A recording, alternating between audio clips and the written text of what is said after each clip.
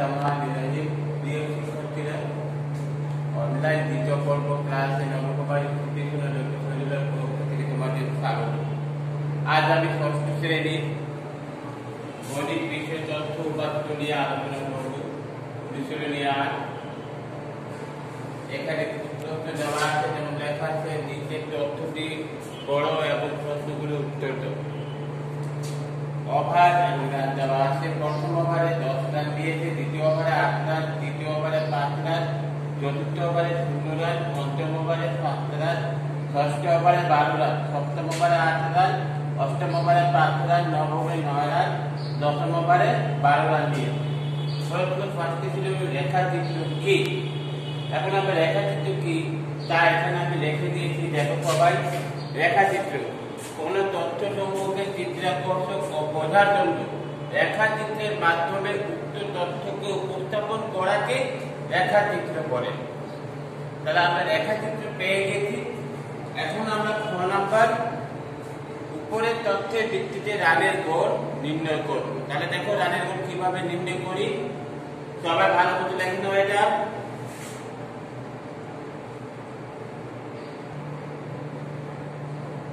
তাহলে এখন আমরা ছ নম্বর উপরের তথ্যের ভিত্তিতে রানের গড় নির্ণয় করব। তাহলে দেখো ছ নম্বর উত্তর, এখানে উদ্দীপকে দেওয়া আছে প্রথম 10 ওভারে রান। তাহলে আমি লিখি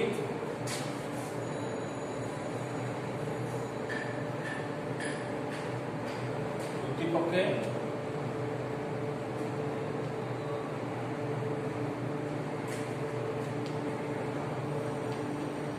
দশ ওভারে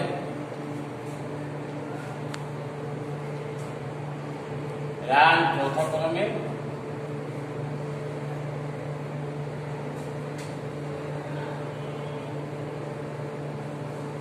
আমরা দেখি প্রথম ওভারে রান দিচ্ছি 10, তারপরে 8, তারপরে 5, তারপর 0, তারপর 7, তারপর 12, তারপর 8, তারপর 5, তারপর 9, তারপর 12। এই হলো প্রথম 10 ওভারের রান। এখন আমরা রানের যোগফল বের করব।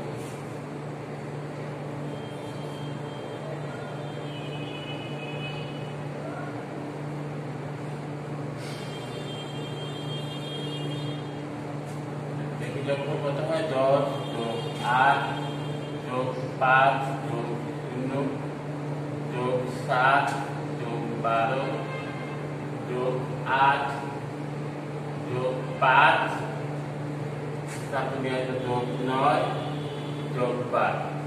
তাহলে যোগ করলে কত হয়, 2 9 2 11, 11 আর 5, 11 5 16, 16 আর 24, 26, 26 আর 7, 33, 33 আর 5, 38, 38, 39, 40, 41, 42, 43, 45, 46, 46, 46, 4, 1 আর 4 5, 5 1 6, 6 1 7, 76। এখন দেখো প্রতি ওভারে রানের গড়।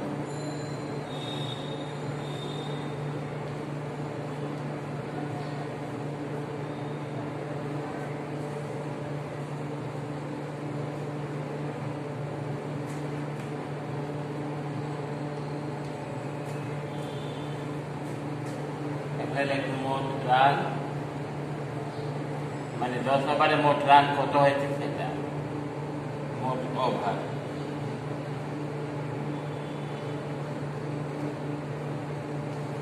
তাহলে আমার মোট রান পেয়েছি আমি 76, ওভার ছিল 10, 76 কে 10 দিয়ে ভাগ করলে আছে 7.6। দেখো এখানে রাফ করে দেখাচ্ছি, 76 ভাগ 10, 7.70, 6 যাচ্ছে না, দশমিক দিলাম 0, 6.60। অতএব উত্তর হবে, উত্তর এখানে নিচে লিখে দিচ্ছি, গড় হলো 7.6। প্রতি ওভারে 7.6 করে রান দিচ্ছি। এরপর আমরা এখন গ নাম্বার উপরে তথ্যের রেখাচিত্র অঙ্কন করব। তাহলে এখন আমরা উপরের তথ্যের ভিত্তিতে রেখাচিত্র অঙ্কন করছি। প্রথমে তোমাদের এইভাবে একটা ছক কাগজ দেওয়া হবে। তোমরা ছক কাগজ দেওয়ার পর এখানে দেখা যাচ্ছে ও এক্স, এখানে ওভার দেখছি, এটা হলো ওভার।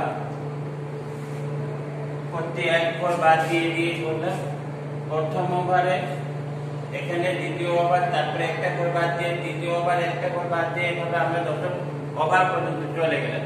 প্রতি ওভার দেখালাম ও এক্স কক্ষে এবং ও ওয়াই কক্ষে দেখাচ্ছি রান। এখানে দেখা যাচ্ছে প্রথম ওভার যখন ছিল তখন রান ছিল 10, তা আমার প্রথম ওভার এই করে 10 আসছে এখানে, এই জায়গায় আমি একটা বিন্দু বসাবো। তারপর আবার দ্বিতীয় ওভার যখন আসলো তখন রান হলো 8, তাহলে দ্বিতীয় ওভার এখানে, আবার 8 গেছে এখানে, তা আমি এই জায়গায় একটা বিন্দু বসাবো। তারপর তৃতীয় ওভার যখন হলো তখন রান হলো 5, তো আমার 5 রান এখানে, তৃতীয় ওভার এখানে, আমি এখান থেকে দেখাবো 5 রান এই জায়গায় চলে গেল। তারপর আবার চতুর্থ ওভার যখন আসলো তখন রান হয়ে গেল 0, তার মানে এটা আমার 0, চতুর্থ ওভারে 0 আসলো। তারপর যখন পঞ্চম ওভার হলো তখন রান গেল 7, তাহলে পঞ্চম ওভার এখানে আসছে 7 রান, এখানে আসছে রান আসছে এখানে 7, 0 থেকে আবার 7 এসে পড়বে, এখানে আমরা বিন্দু বসাবো। তারপর যখন ষষ্ঠ ওভার হলো তখন রান হলো 12, তার মানে এই যে ষষ্ঠ ওভার আমার রান 12 এইদিকে চলে আসছে, তাহলে আমরা এইদিকে আবার একটু বিন্দু বসাবো। তারপর আবার যখন সপ্তম ওভার হলো তখন রান হলো 8, এখানে সপ্তম ওভার 8 রান, তাহলে এই দেখেছি এইদিকে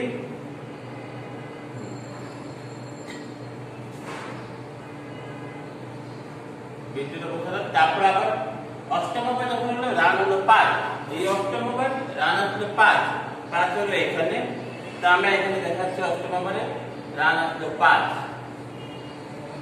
তারপর যখন আমরা নবম ওভার হলো তখন রান হলো 9, এই নবম ওভার 9 রান, তাহলে এদিকে চলে আসছে, আমরা এদিকে দেখি 9, এই 9 এর মধ্যে আসছে।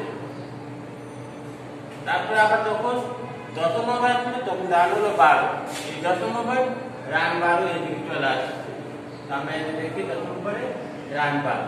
এখন এই বিন্দুগুলি সব যোগ করে করে বসাবো, যেহেতু এখান থেকে ফার্স্টে, তারপর দ্বিতীয় ওভার এখানে আসছে, তৃতীয় ওভার আরো নিচে গেছে, চতুর্থ ওভার 0 আসছে, পঞ্চম ওভারে গিয়ে সে পাইছে 7 রান, তারপর ষষ্ঠ ওভারে সে পেল 12 রান, তার মানে এটা আরো উপরে উঠে গেল। তারপর সপ্তম ওভারে গিয়ে সে আবার আসলো 8 রানে, তাহলে সপ্তম ওভারে 8 রান, এই 8 রান। অষ্টম ওভারে গিয়ে সে পেল 5 রান, এই অষ্টম ওভার। নবম ওভারে গিয়ে সে পেয়েছে 9 রান, আর দশম ওভারে গিয়ে সে পেল 12 রান, এই দশম ওভার পর্যন্ত 12 রান হলো। তাহলে আমরা রেখাচিত্রটা দেখছি, প্রথমে ঊর্ধ্বগামী থেকে নিম্নগামী হলো, আবার ঊর্ধ্বগামী হয়ে গেছে, আবার নিম্নগামী থেকে আবার ঊর্ধ্বগামী হলো, এই হলো রেখাচিত্র। তাহলে আমরা রেখাচিত্র পেয়ে গেলাম। ঠিক আছে, সবাই ভালো মতো খেয়াল করো কিভাবে করা হয়েছে, সব দেখেছি। এবং এই কাগজটি তোমরা পরীক্ষা হলে বা তোমরা দেখতে যাবে, এটাকে ছক কাগজ বলে, গ্রাফ পেপার বলে ইংরেজিতে, তোমরা পেয়ে যাবে। আজ এই পর্যন্তই, সবাইকে ধন্যবাদ।